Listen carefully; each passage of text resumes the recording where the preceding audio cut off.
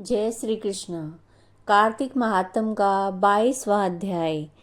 राजा पृथु ने नारद जी से पूछा कि हे देवऋषि, कृपया आप मुझे यह बताइए कि वृंदा को मोहित करके विष्णु जी ने क्या किया और फिर वो कहाँ गए।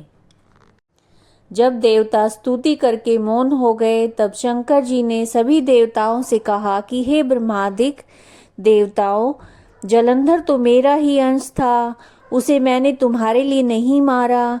यह मेरी सांसारिक लीला थी। फिर भी आप लोग सत्य कहिए कि इससे आप सुखी हुए या नहीं।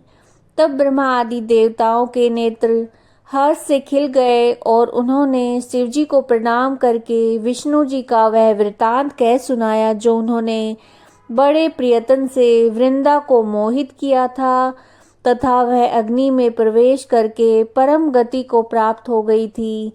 देवताओं ने यह भी कहा कि तभी से वृंदा की सुंदरता पर मोहित हुए विष्णु जी उनकी चिता की राख लपेटकर इधर उधर घूमते हैं। अतः आप उन्हें समझाइए, क्योंकि ये चराचर जगत है आपके अधीन है। देवताओं से ये सारा वृतांत सुनकर शंकर जी ने उन्हें अपनी माया समझाई और कहा कि उसी से मोहित विष्णु भी काम के वश में हो गए हैं। परंतु महादेवी उमा, त्रिदेवों की जननी, सबसे परे वह मूल प्रकृति परम मनोहर और वही गिरिजा भी कहलाती हैं। अतः विष्णु का मोह दूर करने के लिए आप सब उनकी शरण में जाइए। शंकर जी की आज्ञा से सब देवता मूल प्रकृति को प्रसन्न करने चले। उनके स्थान पर पहुंचकर उनकी बड़ी स्तुति की। तब आकाशवाणी हुई कि हे देवताओं, मैं ही 3 प्रकार से 3 गुणों से पृथक होकर स्थित सत्य गुण से गोरा, रजोगुण से लक्ष्मी और तमोगुण से ज्योति रूप हूँ। अतः आप लोग मेरी रक्षा के लिए उन देवियों के पास जाओ तो वे तुम्हारे मनोरथों को पूर्ण कर देंगी। यह सुनकर भगवती के वाक्यों का आदर करते हुए गौरी, लक्ष्मी और सरस्वती को प्रणाम करने लगे। सब देवताओं ने भक्ति पूर्वक उन सभी देवियों की प्रार्थना की। उस स्तुति से तीनों देवियां प्रकट हो गई। सभी देवताओं ने खुश होकर निवेदन किया। तब उन देवियों ने कुछ बीज देकर कहा, इसे ले जाकर बो दो, तुम्हारे सारे कार्य सिद्ध हो जाएंगे। ब्रह्मादिक देवता उन बीजों को लेकर विष्णु जी के पास गए और वृंदा की चिता भूमि में उन बीजों को डाल दिया।